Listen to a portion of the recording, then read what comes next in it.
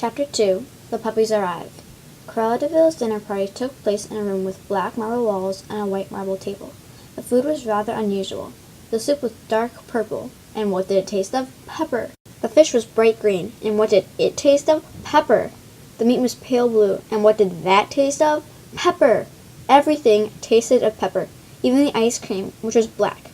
There were no other guests. After dinner, Mr. and Mrs. Dearly sat panting in the red marble drawing room, where an enormous fire was now burning. Mr. de Vil panted quite a bit too. Cruella, who was wearing a ruby satin dress with ropes of emeralds, got as close to the fire as she could.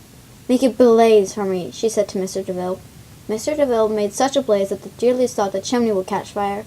"Lovely, lovely," said Cruella, clapping her hands with delight. "Ah, but the flames never last long enough." The minute they died down a little, she shivered and huddled herself in her absolutely simple white mink cloak. Mr. and Mrs. Dearly left as early as they felt was polite, and walked along the outer circle, trying to get cool. "What a strange name de Vil is," said Mr. Dearly. "If you put the two words together, they make devil.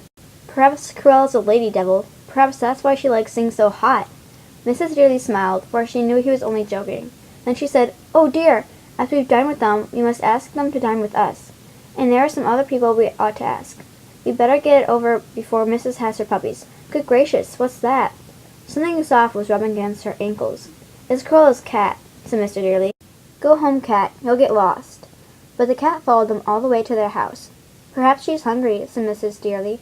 "Very probably, unless she likes pepper," said Mr. Dearly. He was still gulping the night air to cool his throat. "You stroke her while I get her some food," said Mrs. Dearly, and she went down the area steps and into the kitchen on tiptoe, so as not to wake Pongo and Mrs., who were asleep in their baskets.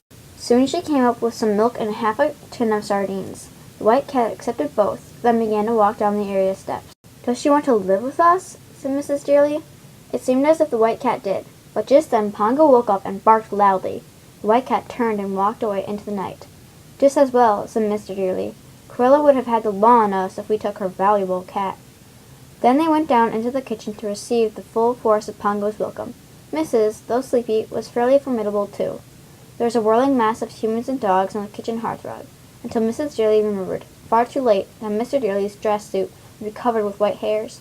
It must have been about 3 weeks later that Mrs. began to behave in a very peculiar manner. She explored every inch of the house, paying particular attention to cupboards and boxes. The place that interested her most was a large cupboard just outside the Dearly's bedroom. Their nannies kept various buckets and brooms in this cupboard, and there wasn't a spare inch of space. Every time Mrs. managed to get in, she knocked something over with a clatter and then looked very ill-treated. "Bless me, she wants to have her puppies there," said Nanny Cook. "Not in that dark, stuffy cupboard, Mrs. Love," said Nanny Butler. "You need light and air." But when Mrs. Dearly consulted the splendid veterinarian surgeon, he said what Mrs. needed most was a small, enclosed space where she would feel safe. And if she fancied the broom cupboard she'd better have. And she'd better have it at once and get used to it, even though the puppies were not expected for some days. So out came the brooms and buckets, and in went Mrs., to her great satisfaction.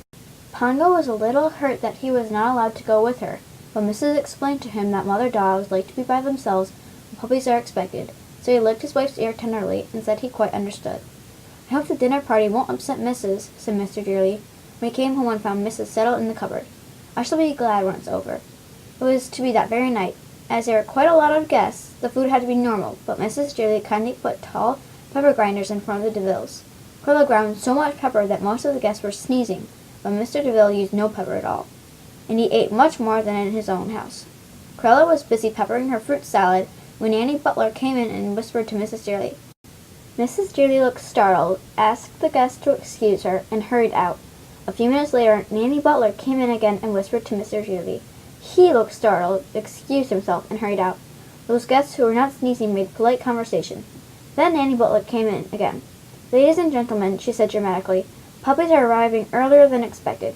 Mr. and Mrs. Dearly ask you to remember that Mrs. has never before been a mother. She needs absolute quiet." There was an instant silence, broken only by a stifled sneeze. Then the guests rose, drank a whispered toast to the young mother, and tiptoed from the house. All except Cruella de Vil. When she reached the hall, she went straight to Nanny Butler, who had seen the guests out, and demanded, "Where are those puppies?"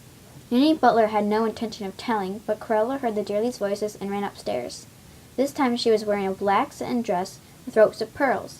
with the same absolutely simple white mink cloak. She had kept it round her all through dinner, although the room was very warm, and the pepper very hot. I must see these darling puppies, she cried. The cupboard door was a little open. The Julies were inside, soothing Mrs. 3 puppies had been born before Nanny Butler, on bringing Mrs. a nourishing chicken dinner, had discovered what was happening. Cruella flung open the door and stared down at the 3 puppies. "But they're mongrels! All white! No spots at all!" she cried.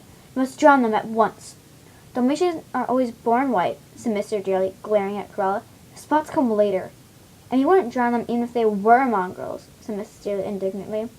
"Be quite easy," said Cruella. "I've drowned dozens and dozens of my cat's kittens. Joyce chooses some wretched alley cat for their father, so they're never worth keeping." "Surely you leave her one kitten?" said Mrs. Dearly. "If I'd done that, I'd be overrun with cats," said Cruella.